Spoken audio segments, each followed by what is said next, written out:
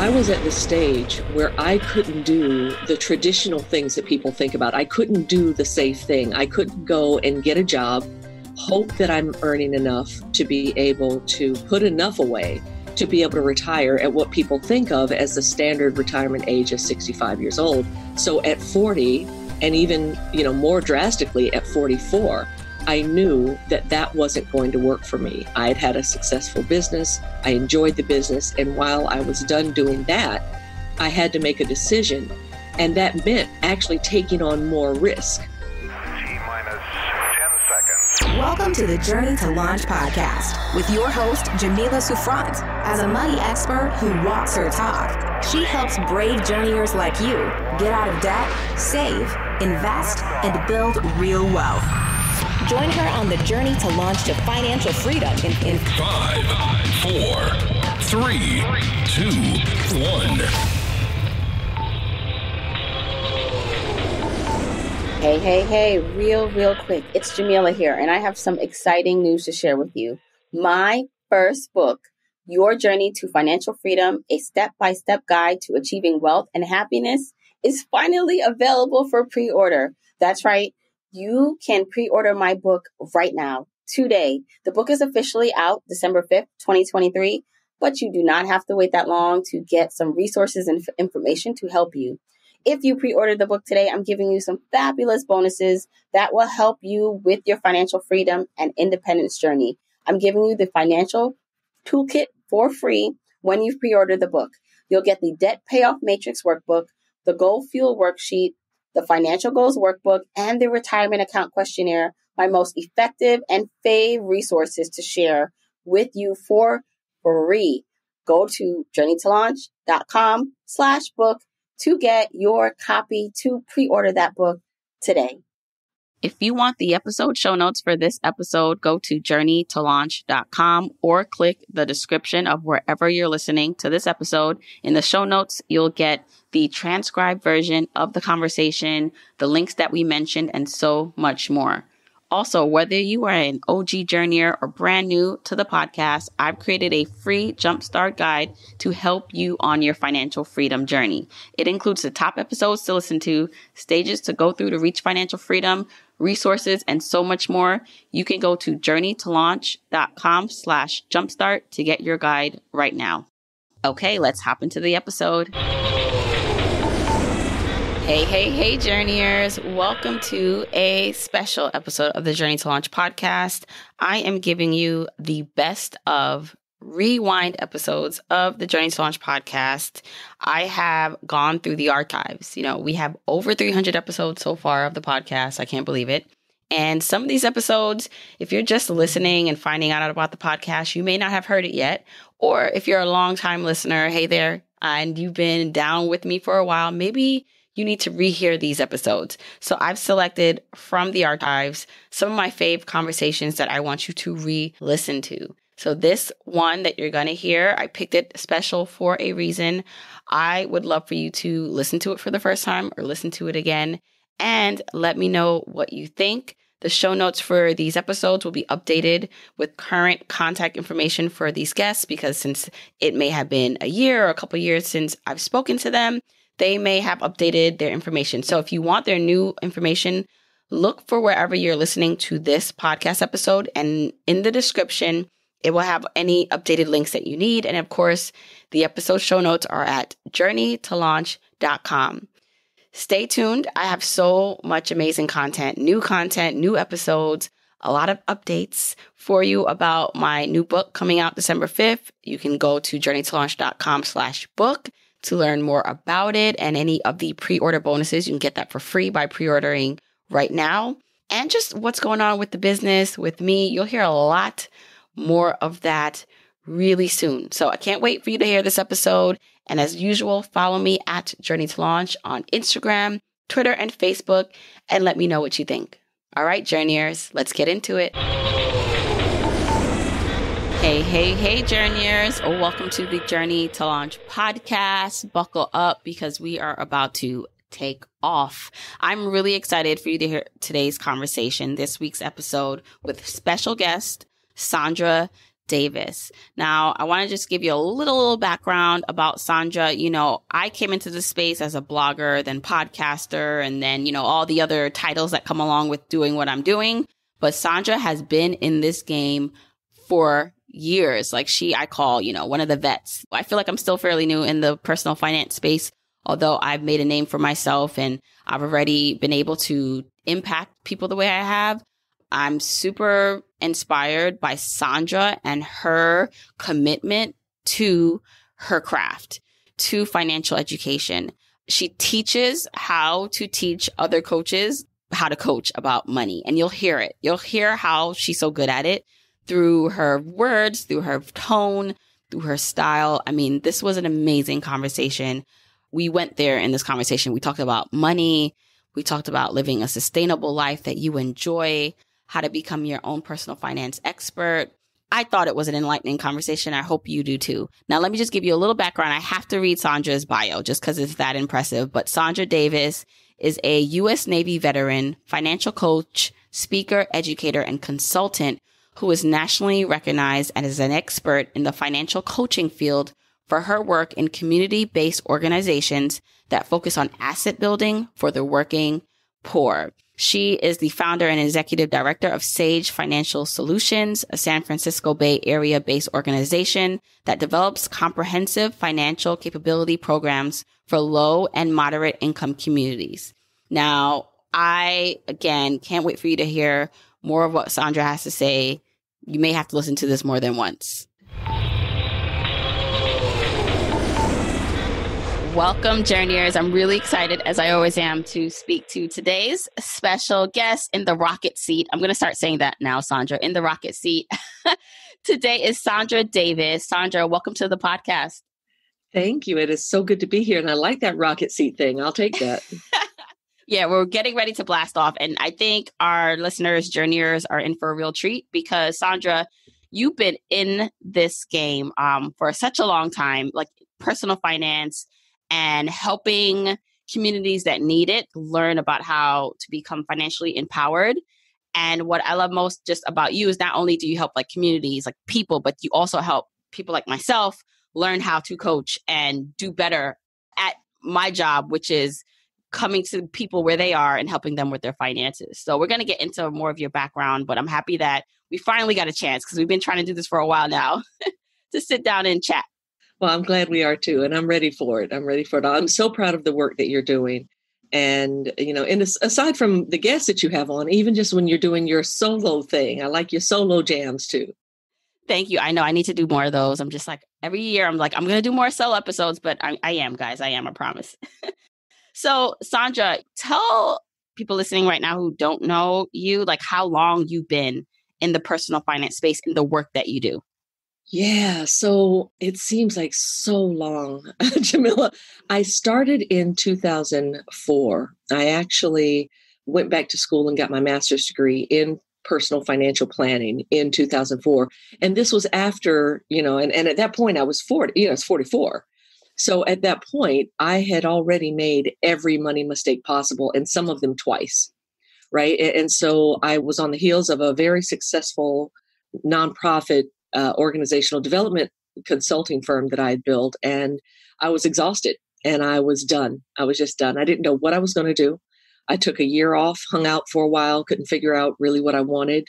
And I think that happens a lot for people in that age, right? Because you go to that place of, I should be at a certain place at 40. I should already have done. And I was feeling some of that, not a lot of it, but enough of it to feel some angst. I would tell people all the time, my partner is an investor. He's a trader and he does this for himself. And he taught me how to trade. And I learned that first. Actually, and I was so excited about doing Japanese candlesticks and all that. And I was doing all that stuff. But I was clear that I couldn't do it for a living. It just was not exciting to me. I couldn't sit there and watch the market tick up and tick down. And I just, I didn't have the stomach for it. And so he said, hey, so why don't you be a financial planner? And so I went to a bookstore and I saw this book where the author said, if you are going to hire a financial planner, hire a CFP, or better yet, someone with a master's degree in financial planning. So I got a master's degree in financial planning. Wow. And so you were also, seems like, had some experience with short-term trading, like day trading through your partner. Swing mostly. Okay. He was more of a day trader. I was more of a swing trader, and it was fine, but I commit the cardinal sin. I get attached to the stocks. So I committed the cardinal sin, and so knowing that about myself and knowing that it was just never something that was going to work for me because of the emotional aspect of it. And I guess now in hindsight, and actually I've never really thought about it until you and I are having this conversation. When I look at where I am now, it makes perfect sense that I could not do that then. Makes perfect sense. Everything you believe about money and everything that you do about money makes perfect sense if you understand your money beliefs. Yes. Right? And so I am risk averse. I know I'm risk averse. So many things I love about what you just said. I want to try hopefully get all the points out. You just talked about knowing thyself. And what happens is there are a lot of things that someone can choose to do to earn money. There's real estate, there's trading, like swing trading, day trading. There is, starting a business, being an entrepreneur, doing something exciting. Like there are all these things, shiny objects. And I like actually talking about them on this show because I want to give people options. And sometimes people will be like, oh, that looks good. Oh, that seems good. That's great. But really, the key is to understand who you are, like you said, like your money mindset, your money beliefs. And some of them you can change, right? Like you could be like, you know what? I don't want to stay a prisoner to this belief. I can break out of that and become more risk taking, whatever. Or some of it is just like, you know what? I'm comfortable here and I need to find something that works for my personality. But I think it's so important to know thyself. And sometimes knowing thyself does mean taking risk and doing things to find out that you don't like it. And sometimes you have to take risk, right? And that happens a lot. And I think that this is one of the things that I want to make sure that people hear is that I was at the stage where I couldn't do the traditional things that people think about. I couldn't do the safe thing. I couldn't go and get a job, hope that I'm earning enough to be able to put enough away to be able to retire at what people think of as the standard retirement age of 65 years old. So at 40, and even, more drastically at 44, I knew that that wasn't going to work for me. I had had a successful business. I enjoyed the business. And while I was done doing that, I had to make a decision. And that meant actually taking on more risk. So I could have gone, found a job somewhere. I, had my undergrad degree. I had a very robust professional background. I could have gone and gotten a job and hoped for the best. But the chances of me being able to put away enough money in 20 years to be able to retire at 65 was not likely at all. And so I knew at 44, I was not going to have enough to retire. And so I had to figure out what was I going to do. And so I had to invest in myself again. So at 44, literally, I took out a home equity line of credit. I got some loans. I got some scholarships, and I went and I did my master's degree. And it started me on a trajectory that ended up with me actually being one of the very first folks to do comprehensive financial planning specifically for people who were very low resource, very low net worth folks. And so I took a big risk. Now, I am very risk averse. I'll tell you in a minute. If I go to Vegas, number one, I go to Vegas with $20 worth of quarters in my right pocket. Okay. I put those quarters in the machine, and anything that comes out of the machine goes in my left pocket. When the right pocket is empty, I'm out. I don't care for risk. It's just not my personality. But I had to take the risk on me. And so there's this understanding that when you are thinking about an investment of your time and your financial resources, you have to decide, what does risk mean and what does it mean to you? So for me, even though I'm a very risk averse person, and that's why swing trading was not a good fit for me, investing in my own business and knowing that I was going to make very, very little when I broke into this field back in 2004. But now I'm living exactly the life that I want. I live the life that most people think of in retirement. Wow. And I love how you're talking about there's a difference in looking at risk. And the thing about it too is while you're risk adverse, more things you can't control. So like you can't control the market, right? And yourself as someone who may be more emotional and will hold on to like a stock. So you're just like, all right. But it sounds like because you had such an ability and you were an entrepreneur before and you had a successful business, that you took the risk on yourself because you believed in yourself. There are some people like that where like I can bet on myself because I know if it's on me, like I'll make it work. But the other things that I can't control, I'm more just afraid to do. And I just think it's great for people to think about how they are in life, business, investments, and themselves. And if you can truly believe in yourself, then any risk, whether it's education, time that you put into yourself and what you need to do, will be beneficial. Right. And the thing is, if one thing doesn't work, I just do something else.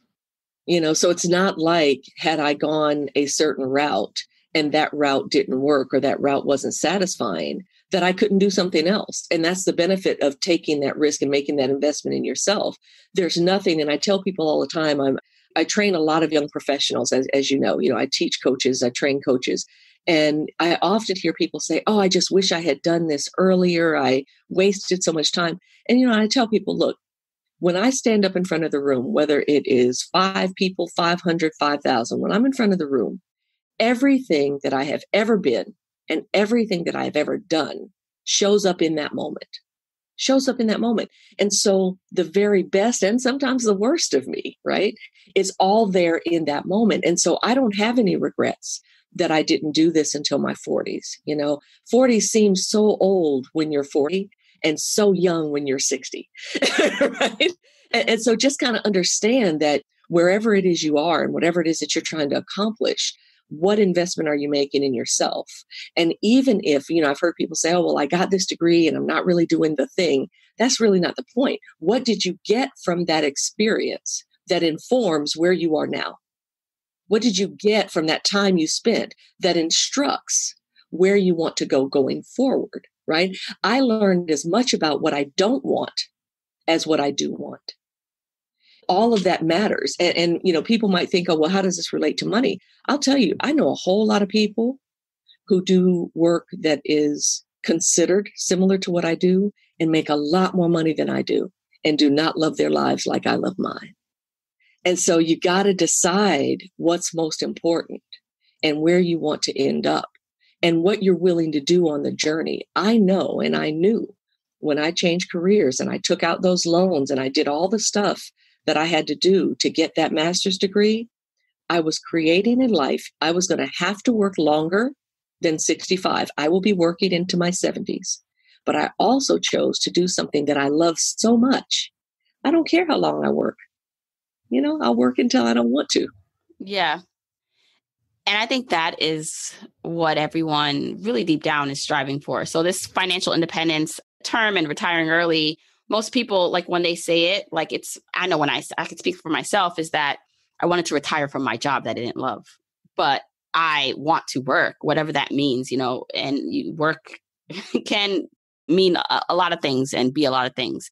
And so I think, like you said, the goal is the journey itself, and the fabric of your life experiences create the person you are today. And so I'm curious to know, so up until 44, how were you with your finances? Is it you had a business and it seemed like it was successful? When you had your business, you weren't even saving for retirement or any of that? I took care of everybody but me. The folks who worked for me, my employees, I took care of everybody, my family, everybody but me. Did I mention everybody? and so I am a product of a generation that if one of us makes it in our families, we look out for everybody else. I was fortunate that, when I say our families, I mean kind of an extended family as well. My brothers are successful. They're doing their thing. They're living lives that they love as well. But one of the things that my mom did not have was any kind of financial security. She was a maid when I was a little girl. So by the time I was 15, I was contributing to the household because I had to. Joined the Navy at 17, got out broke with a son, and so I really didn't learn anything about money until I was in my 40s.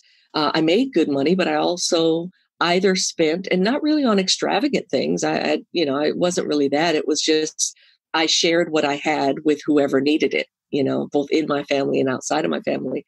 And so I never really knew that whole concept of putting myself first. I never knew that that was a thing. And although after I got out of the Navy, I did know that there was this, when I was a civil servant, they had this plan, this retirement plan. I didn't know what that meant. They told me the day I left civil service, they said, hey, you have this account and you have a couple of options. You can roll it over, you can leave it where it is, or you can take it out. Guess what I did? I was 25. Guess what I did? Girl, I took it out. I partied like it was my birthday. But I didn't know. I was 25 years old. I didn't understand that was money for future Saundra. I didn't understand that money when I was 25 was for Saundra at 65. I didn't know that. I didn't know her, right? I didn't know 65-year-old Saundra. And so it was very difficult to think about her when I knew that I had my mom. I knew that I had my son. I knew that I was a single woman trying to survive in San Francisco. And so, I did what I knew to do at that space and time in my life. And, I made every money mistake possible. And it really wasn't until I did my master's in personal finance that I really learned something differently. Yeah. So I know there are journeyers listening and are in the situation that you were coming up right before you got your degree and did personal finance, that are supporting a lot of people in their family because culturally that's what you do and that's the expectation and they want to, but it's at almost a detriment to what's happening for them. What advice do you give them? Because, depending on personality too, right? Like I remember telling someone who was a new mom, like, it's your time now, like tell people no. And they're like, Jamila, that's because you're you and you can tell people no easily. But in my culture, in my family, like that doesn't fly. And so I'm wondering if there's some advice, or now that you have your perspective, if you would have done what you would have done differently first, and to help maybe someone right now who's just like, wow, like if like I'm helping everyone else and I want to, but it's really, I'm afraid about my future. Like what should they do right now? Yeah. So number one, I think it's really important culturally, in the Black community, that's what I do. That's what we do, and so my job was to look out for my mom. And I looked out for my mom till the day she was no longer here physically. And so I have no regrets about that. What I did learn after learning about money, which is, like I said, why I did this personal financial degree. Now I did it, number one, because I needed to know how to be better with money. And then my family needed to know how to be better with money. And then every person I knew, particularly in the Black community, I wanted to understand how people who had wealth knew how to acquire, build it, and transfer it. And so I was obviously old enough at that point. My son was, 20 or so, and my mom was 60 or so. And so I wanted to make sure that I wasn't repeating what I had learned from my mom. I had already made a lot of mistakes for myself and was then making those same mistakes with my son. So I had the benefit of this generational experience of distressing financial experience. And so rather than just say no, what I did was I started to talk to my family about money differently. And I explained that, look, I don't want us to always be in financial distress one generation after the next. And so in order to do that, I have to set some financial goals. And in order to meet those financial goals, I have to set some financial boundaries. This is what I can do. And this is what I can no longer do. Right. And so granted, I'm not telling you that was easy. I'm not telling you that they received it well. I can remember my mom saying, well, sweetheart, can you send me on a trip? She wanted to go on a trip to Alaska. I'll never forget. Can you send me on a trip? I said, no, I can't. But what I can do is show you how to break it down so that you can save for that trip yourself. And so I helped her do a budget. I helped her set up how much it took. I think it ended up she had to save like $25 a week to be able to do the thing that she wanted to do. And so then and that's actually when I learned how to coach, right? Because my mama was my first client. So what things do you have to do? What adjustments would you have to make to be able to spend $25 less to put it on this trip? And she said, oh, well, I could do this, that, and the other. And she came up with whatever her thing was. It might have been going out to dinner after church one Sunday a month, right? And so I said, okay, so think about how important this trip to Alaska is. Tell me what's important to you about that trip. And she said, oh, I'll be able to relax. I'm going to hang out with the other old ladies in the church, and we're going to eat all day, because on these cruises, they feed them all day long, and they're going to do all those things. I said, okay. So when you look at what you have to give up and what you're going to get, which one of those things is more important to you? And she said, oh, definitely going on the trip. I said, okay, so what do you need to do? And so she learned. I mean, so not only did I set a boundary that I held, and I didn't always. So I don't want you to think like once I learned, oh, this, that's not how it works, But in that moment, I did something that was helpful for her. It was helpful for me. And it reinforced something that I was then trying to learn to pass down in my family. Yeah. So you empowered the people around you through your education and knowledge. Yeah. Yeah. And it was difficult, because they're used to me just opening the wallet. And when I decided to stop opening the wallet and say, this is what I'm willing to do, and this is what I can help you learn to do. And so I don't, I know a lot of people say, well, just say no and you don't have to do, and I tend to take a kinder, gentler approach to family and money, because I know that for Black folks particularly, we have a lot of wounds around money. We have a lot of pain around money. And I think it's important that we don't hurt each other more. I think it's important that we hold each other with kindness and compassion, because, I've had the family members calling me because the electricity was cut off again. I can either shame, blame, and abuse them, or I can say, okay, look, how do you avoid this again? What needs to happen for you? And I can spend that kind of time, And so now you don't get to have my money without, my coaching, right? And so, and I tell other people, like I get a lot of people that call me and say, oh, I want to send so-and-so, I want to send my daughter, my son, my cousin to you. They keep coming to me for money. And I said, well, so here's the thing. I'm more than willing to talk to people and their family members. But when I'm talking to that family member, it is not to try to get them to think how you think. It's trying to help them understand, how do you think about money in your life? And where is that helping you? And where is it harming you? And so how do we shift that? Because once that shift starts to happen, now when they're coming to you for help, it's really more about forward progress rather than fixing a misstep. Yeah. And that's one of the things you talk about often, is just becoming your own financial expert. And that's part of the empowering part, is that you show someone like, look, while I may be leading or a little steps ahead of you, you are your expert, and helping someone uncover that. Did you know I broke out the path to financial independence into what I call 5 journeyer stages? That's right. There are 5 stages that you have to travel through to reach complete financial independence. When you know your stage, you know what to focus on and how to move on to the next stage. I created a free 1-minute quiz to help you determine what stage you're in. After you take the quick quiz, you'll know where you are on your financial independence journey, the main thing you should focus on. Plus, you'll get a curated list of 10 Journey to Launch podcast episodes to listen to that will help you for your specific stage. Go to journeytolaunch.com/mystage right now to take the free quiz. That's journeytolaunch.com/mystage. In your experience, right, what are some of the things that have prevented people from making the changes, right? So someone could, listen to you and say, well, yes, the Alaska trip or that trip in the future is important. And me cutting out or having to sacrifice to do this differently today, I can do.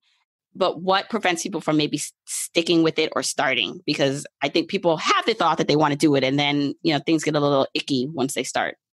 This is the distinction between coaching and any other intervention, right? Coaching is unlike education, counseling, planning, therapy. Coaching is not the same as any of those other financial interventions.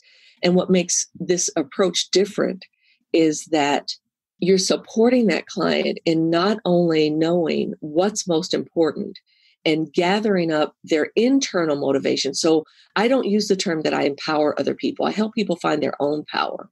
So if I say, Jamila, I'm going to empower you, what am I saying about where your power is right now? I don't empower people. I support people in finding their power. And then once they make that decision that they have a goal that they want to achieve, how do they either maintain their motivation or come back and get it when they've lost it, right? And so for my mom, sure, it's easy until Sunday comes and all of the sisters are saying, hey, let's go out to Blop restaurant, right? And so, yeah, Alaska's not on her mind in that moment. What's on her mind in that moment is getting that need met of this sisterhood. So what's important about that? What are you feeding? And so often we shame and blame and abuse people, and that's actually the opposite of help.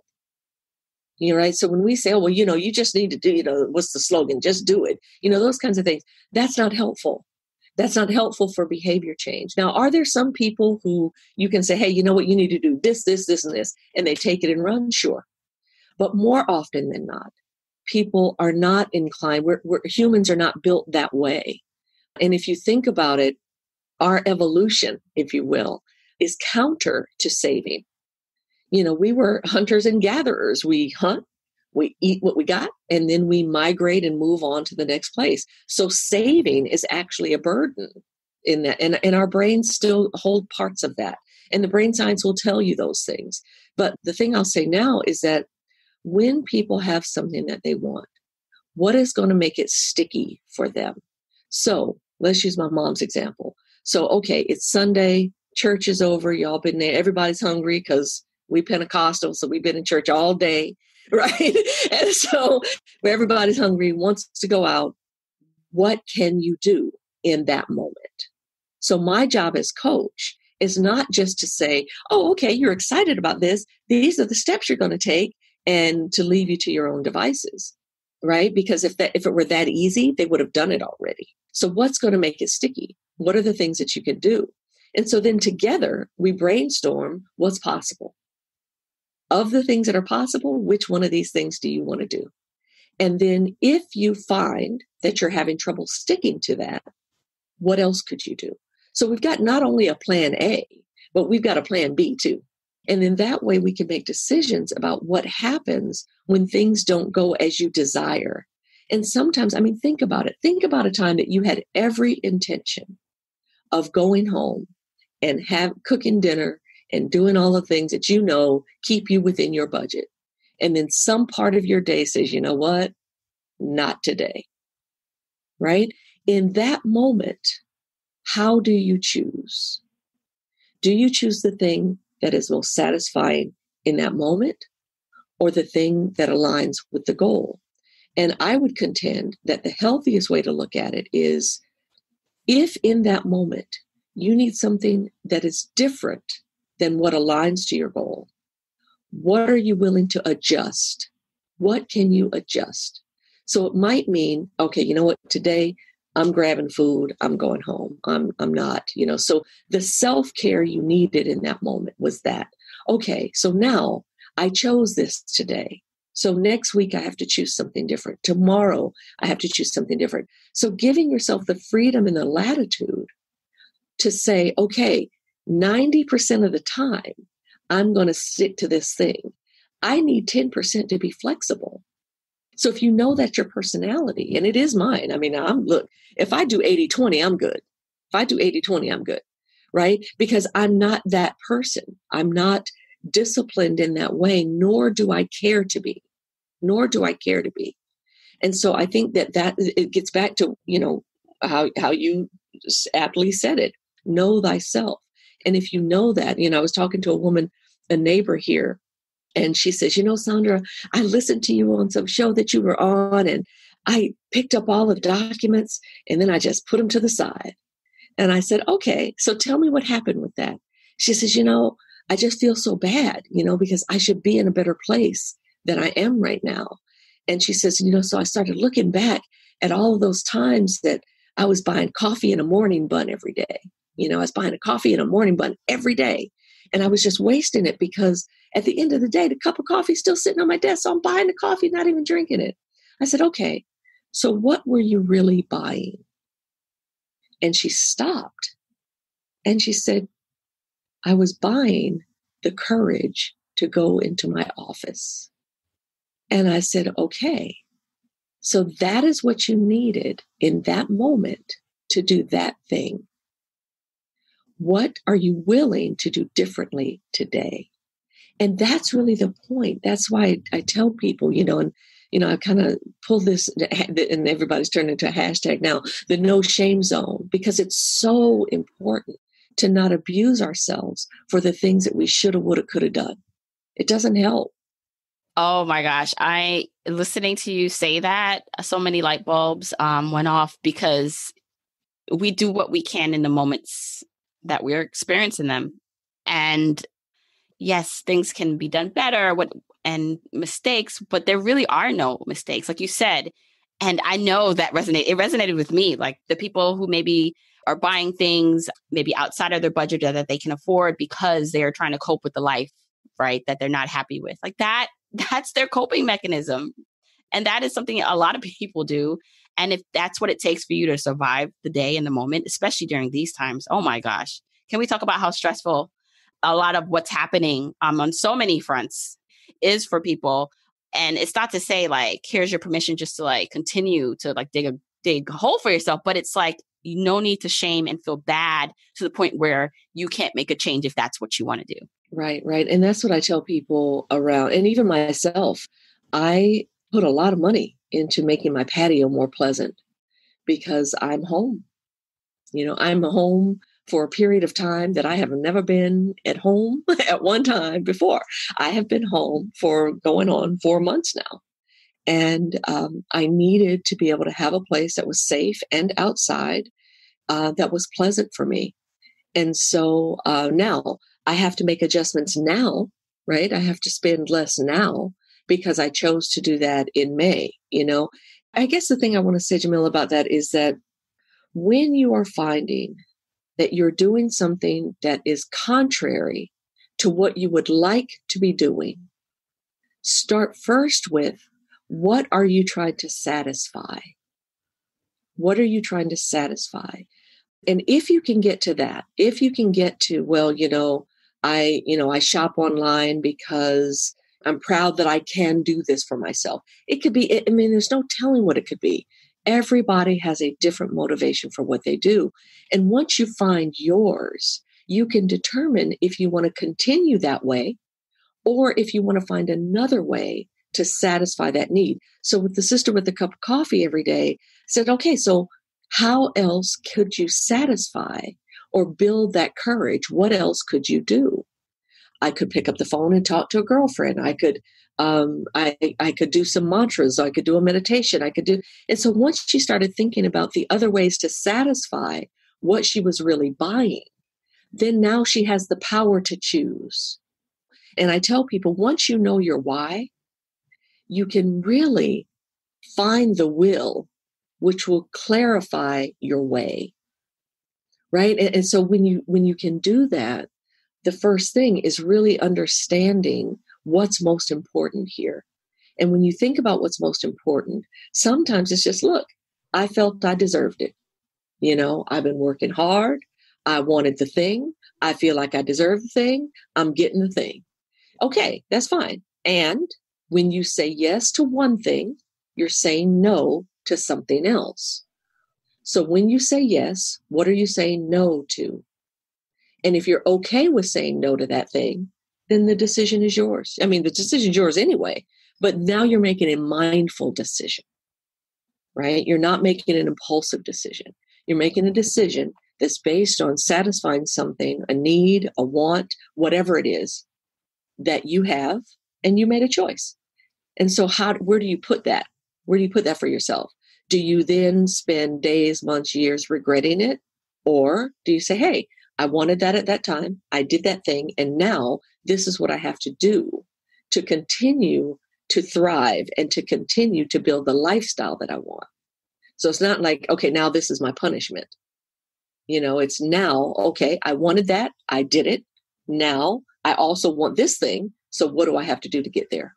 So whether that's debt-free, whether that's home ownership, whether that's FIRE, the retirement early, which, I know a lot of people in my age group and a lot of professional financial planners are anti that movement. I have to say, in my mind, the worst case scenario of FIRE is that young people will realize that so much of what is satisfying is the contributions that we make to the world.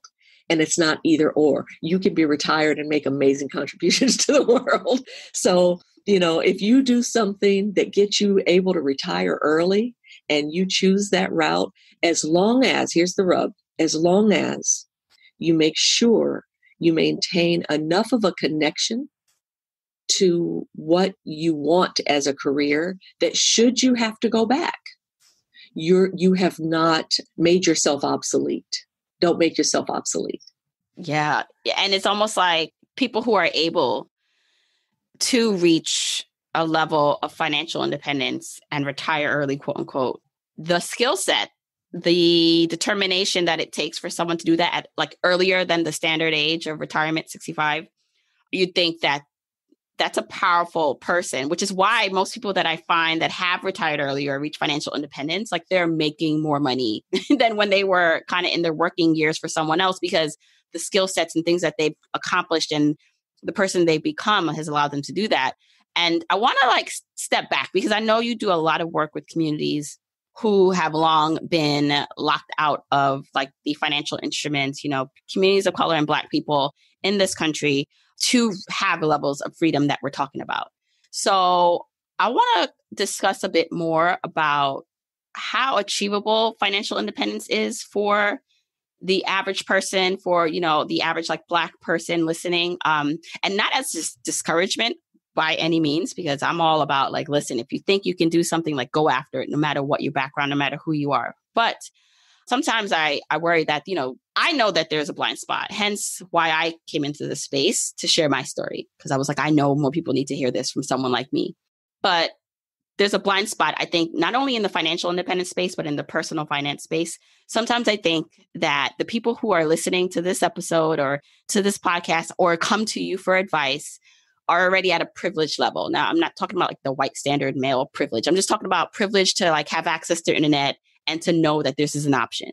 And that the people who really need the help, who are in poverty, the working class poor, are not able to access this yet, or don't have the capacity to think about and the luxury to think about maybe some of this stuff because they're just trying to put food on the table.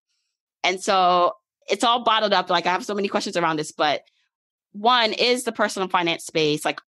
Are we really reaching the people who need the help, with our content and, with what I'm doing? Or is it more you reach who you can and then go back to help people who maybe are not at this level yet? So I would say yes and no. You all are reaching folks, the influencers, the edutainment, the financial bloggers, and all the things that you all are doing. Yes, you're reaching folks who have felt left out of what they call traditional, which I hate, traditional financial planning. The rub for me is that you're often reaching them with tips and bits and pieces of information. The problem with that is that everybody, irrespective of your income and wealth, needs a comprehensive financial plan. Every single person who is walking on this earth needs a comprehensive plan, because here's the thing. We have a financial life cycle. And there are some very standard things that happen in those life cycles. And we have to prepare differently for each one of those scenarios, each one of those situations. And the downside is when we only focus on one aspect. And I hear a lot of people say, oh, well, what investment should I do? Or, what should I do about my rollover IRA? That's not a just give me the answer conversation. That's okay. So when you think about your total financial picture, where does this IRA or this 401k, where does this fit in? How much emergency money do you have set aside? How many options do you have to continue to build your retirement? So I think, yes, you all are absolutely reaching folks who otherwise would not have this information, even with the privilege of, as you so aptly say, access to the internet, even knowing this is a thing, right? Even knowing that this is a thing is privilege, right? And there's an entire group of people who don't either have access and, as you also mentioned, the bandwidth. And this is why scarcity, the book Scarcity, is such a big deal, because our mental capacity to use the prefrontal cortex for executive functioning, executive thinking, is hindered when we're just trying to stay alive, right? So whatever that trauma is, driving, cooking, walking while black, any of those things. I mean, so that's why when people make comments like, oh, if they would just stop about poor people, that shaming and blaming and all the stuff that happens, even in the communities that they're supposed to be helping, in the nonprofit sector where they're supposed to be this compassionate care, there's still the abuse, the emotional abuse with why aren't you doing better? Somehow the problems of the racial and the income and wealth gap is your fault as an individual, right? And so all of that stuff exists. So the thing that I would say is that the influencers, the bloggers, all of that, those of you who do like what you do, of making sure that there are people of all along the professional spectrum who talk about estate planning, who talk about investing, who talk about tax, who talk about career, as long as you all are filling it out with experts who go deep in each of those fields, then you're going to be able to offer something that then, and here's the thing, you never know who the folks you reach, who they are reaching. So I wouldn't minimize the impact that you all can have. I think that this is huge, to be able to get on a podcast when you're cooking or driving to work or taking a walk or whatever, and to be able to hear some of the folks that you bring on, right? And then the key is, how do you share it with the people who you care about?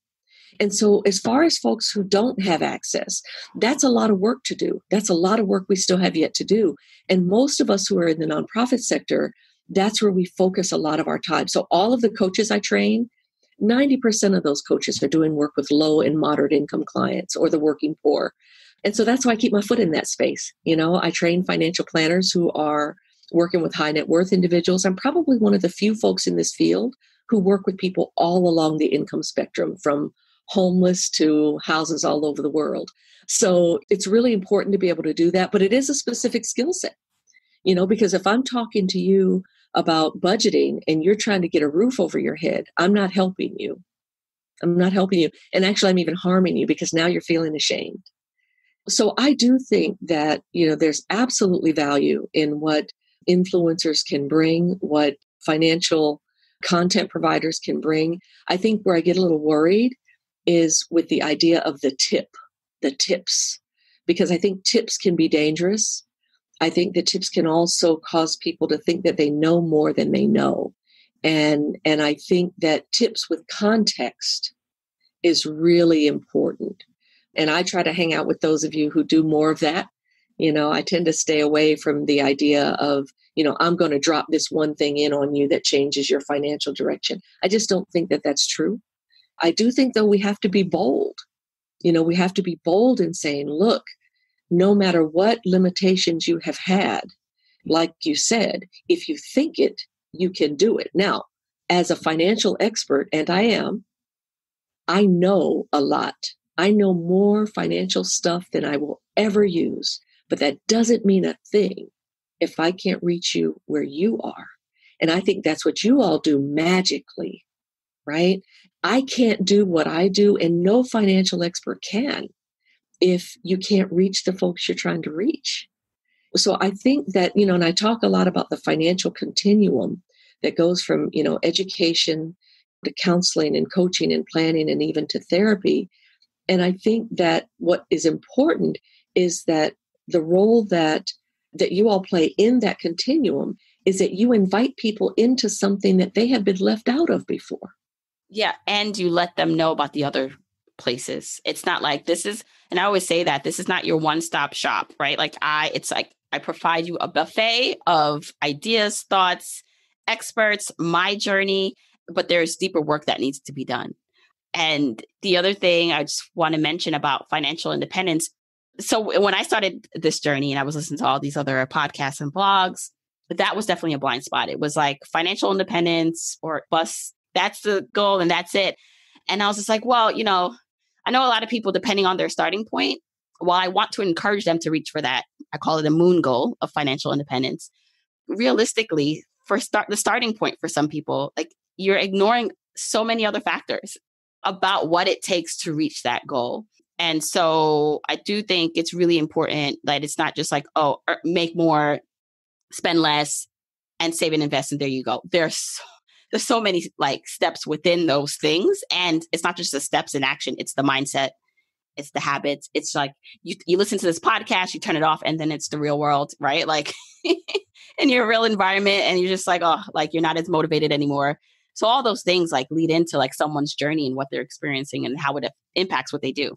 Yeah, so I do think it's certainly achievable. I think there's also the understanding, and I guess this is me and my coaching perspective, right? You mentioned that, for you, FIRE was, I want to be able to retire from the job that I hate. And so what I would offer is that what coaching is about is what are you moving toward rather than what you're going away from, right?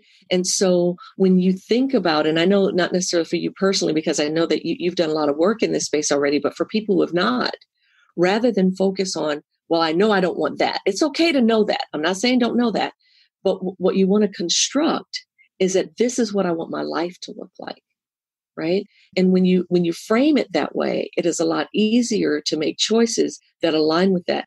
And then the milestones and the timeline, a financial goal without a date and a dollar amount is a wish. I don't care how you cut it, right? So yes, you might have that moon goal, right, of FIRE and retirement, or retiring early. And what are the milestones you can put in place as you go so that you can celebrate the successes along the way and be able to really know if the road that you're on is the road that's going to be satisfying for you. And I think one of the main things that people don't realize when we're younger, and I know I surely didn't, is that life's different at 50 plus. It's different. And what you need is different. What you want is different. And your ability to, there's a reason that you hear so much more about millennials than you do boomers, right? Because the world begins to kind of treat us differently on the tail end of our lives when we have lived more years than we're going to live. And so when you're looking at all of those things, you want to think about not just your 35-year-old self or your 40-year-old self for retirement. What is your 80-year-old self, right? What is your 70-year-old self going to need? What is your 65-year-old self going to need? And so when you're thinking about financial independence, what does it mean for those decades as well? Not just I want to be able to live now. Well, I will say, and my partner used to say this all the time, our world is completely backwards. What we should be doing is front loading y'all with a bunch of money when you're young, so you can go out and have all of the experiences and then come back to work when you're 45, right? You know a lot more. You've experienced a lot more. You've got a lot more to contribute to the workforce. So go out and play till you're 45 and then go to work. Oh my gosh, I love that. I love that theory. Yeah, I mean, it would be just a much better world. Y'all could make all your babies. You could do all of those things. Just hang out, live your life, grow, learn, build communities, make families. And then 45, your kids are grown, come on back to work. I'd never heard of that. I never heard of it that way. And I actually think that would be brilliant. It kind of would. It would solve a lot of problems. Oh my gosh. Now I have some things to think about. So I don't know if this is too heavy of a question to end on, but I know you work and you are very aware as, money, it's not just like finance is as much political as it is.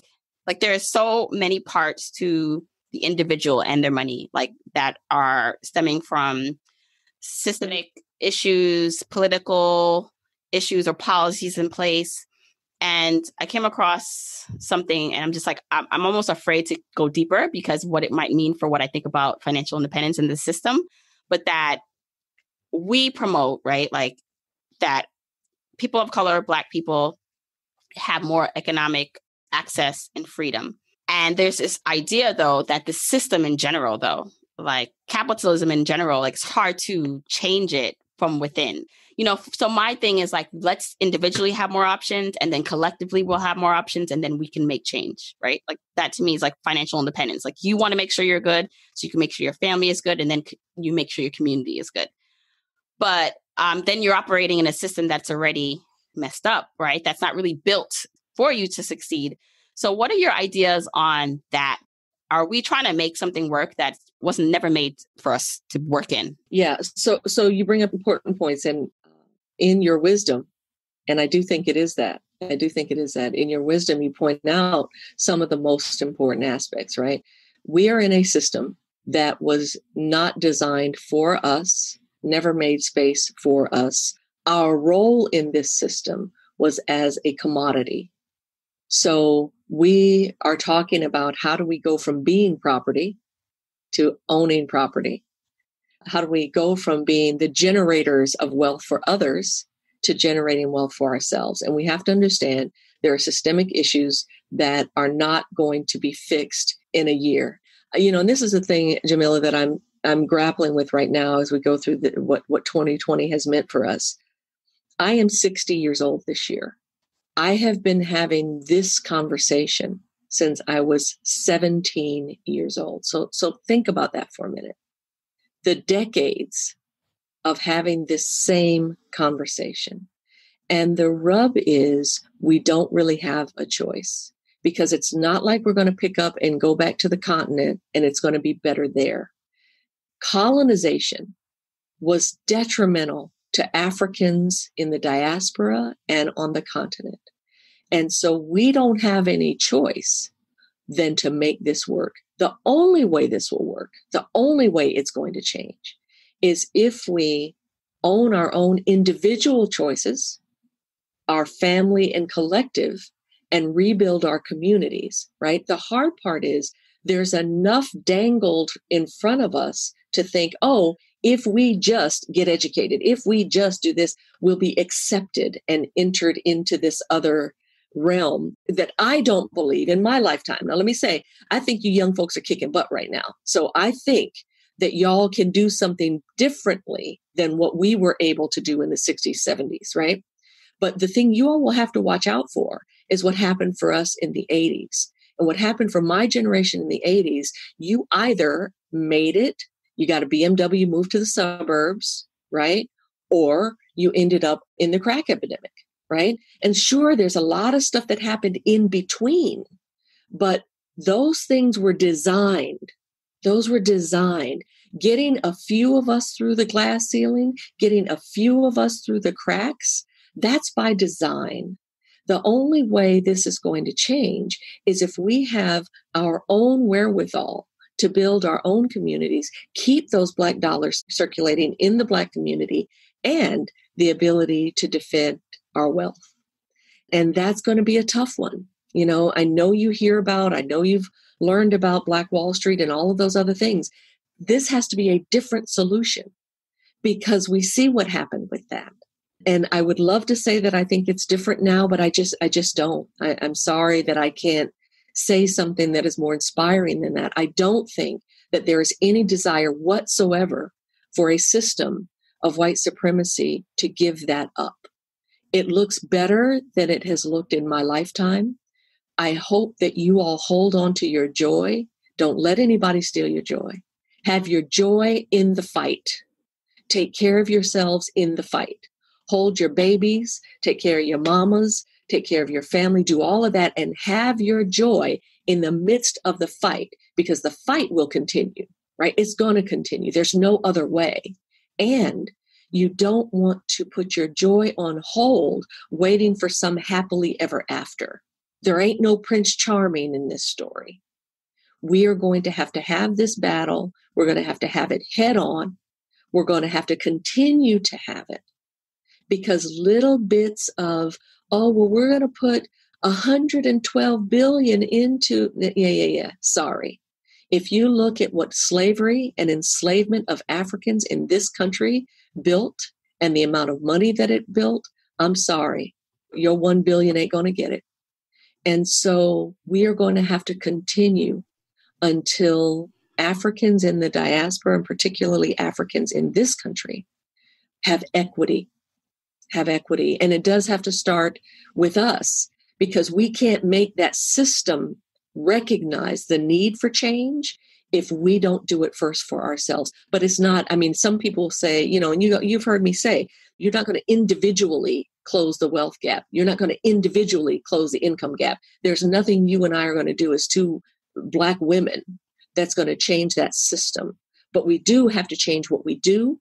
We have to change what we think, and we have to change how we behave with each other around money. Powerful. Thank you so much, Saundra. That was amazing. Wow. So, okay, please let everyone know where they can find out more about your work and what you do. Our website is sagefinancialsolutions.org. I'm on IG as sage.money, and also on Facebook and Twitter as Sage Money. So people can follow me there. As you can see, I don't pull any punches. You get to a certain stage in life where you say what you got to say. You know, I tell people all the time, I don't know how many years I'm going to be around. So I got to say everything I got to say now, you know, but I think I just want to say, I think you're doing an amazing job, and I'm so proud of you.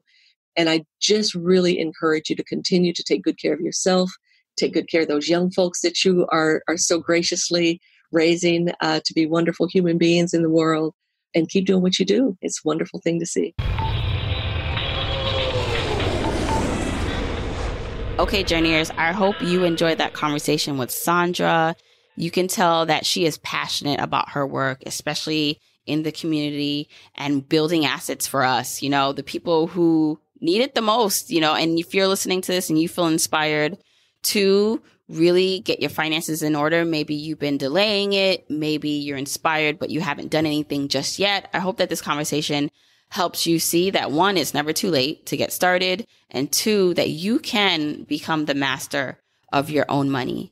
And I love that what I do, if I'm doing it the right way, is that not that I am telling you what to do. I'm not giving you any power with your money. You have the power within you already. You have it. It's just understanding how to tap into it and reach it and use it. And so I hope, as I always do, that this content helps you figure that out. I hope that I can continue to give you the tools, the education, the resources, the motivation to get it done, because you deserve it. You deserve everything that you're dreaming of. Don't forget, you can get the episode show notes for this episode by going to journeytolaunch.com or click the description of wherever you're listening to this. And you can still grab your Jumpstart Guide for free to help you on your journey to financial freedom by going to journeytolaunch.com/jumpstart. If you want to support me and the podcast and love the free content and information that you get here, here are 4 ways that you can support me and the show. 1, make sure you're subscribed to the podcast wherever you listen, whether that's Apple Podcasts, that purple app on your phone, your Android device, YouTube, Spotify, wherever it is that you happen to listen. Just subscribe so you are not missing an episode. And if you're happening to listen to this in Apple Podcasts, rate, review, and subscribe there. I appreciate and read every single review. Number 2, follow me on my social media accounts. I'm at Journey to Launch on Facebook, Instagram, and Twitter, and I love, love, love interacting with journeyers there. 3, support and check out the sponsors of this show if you hear something that interests you. Sponsors are the main ways we keep the podcast lights on here, so show them some love for supporting your girl. 4, and last but not least, share this episode, this podcast, with a friend or family member or coworker so that we can spread the message of Journey to Launch. All right, that's it. Until next week, keep on journeying, journeyers.